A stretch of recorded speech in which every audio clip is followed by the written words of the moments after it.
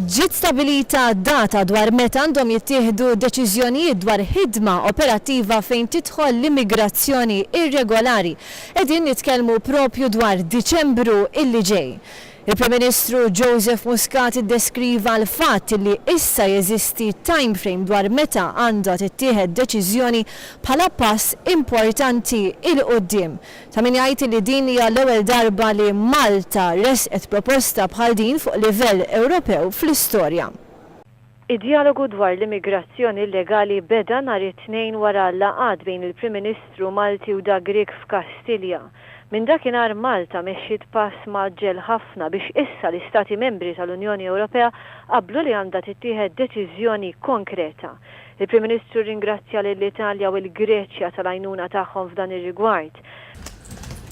This is the first time I believe that Malta has joined up successfully with other countries in leading a major political initiative at European level, and I would like to thank particularly my Italian and Greek colleagues with whom we have worked incessantly over the past 5 days, and we managed to get to reach our aim.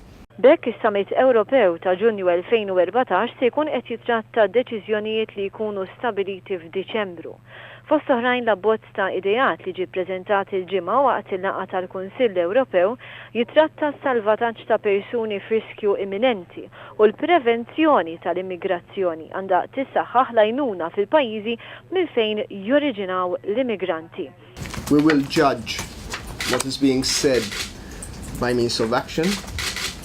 We got what we were really after, that is a very specific time frame, and that very specific time frame has been given out and is between now and December.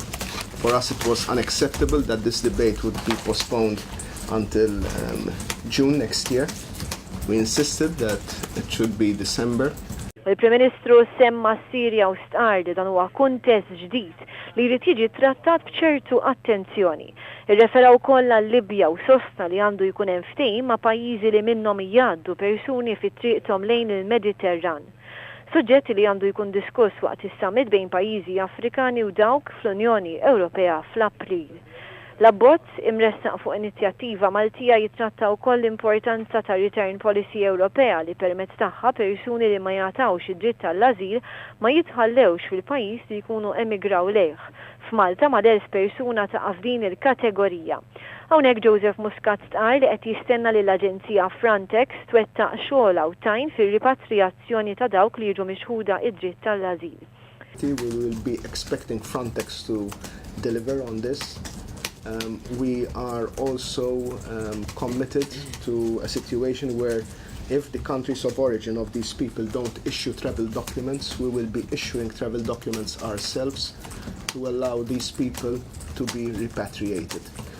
Il-Prim Ministru Joseph Muscat sostna li l-aħjar terminoloġija hija li nitkellmu dwar immigrazzjoni illegali u mhux aktar irregolari għaliex li bniedem jażel li jivvjaġġa legalment mingħajr ġustifikazzjoni tikkonstitwixxi reat.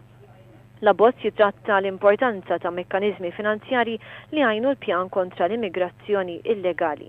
Ma kienx hemm ħiel ta' tlaqliq fi kliem il-Prim Ministru.